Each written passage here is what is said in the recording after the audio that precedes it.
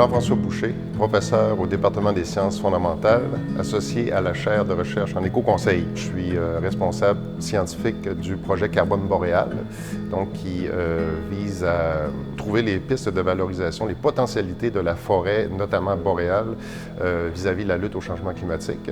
L'aménagement forestier fait partie des types d'activités qu'on étudie pour savoir qu'est-ce qu'il en retourne par rapport au changement climatique.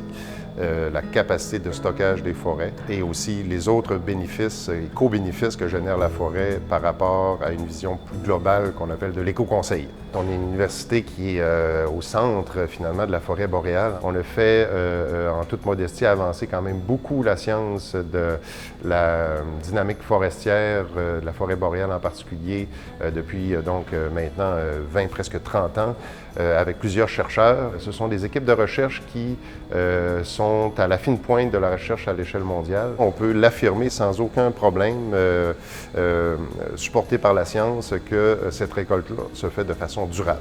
Lorsqu'on fait l'exploitation d'une manière durable, notamment lorsqu'on fait des produits à longue durée de vie, comme donc du bois pour le bâtiment, à ce moment-là, on se trouve à extraire ces produits-là des perturbations naturelles et donc de prolonger la durée de vie finalement de ces stocks de carbone.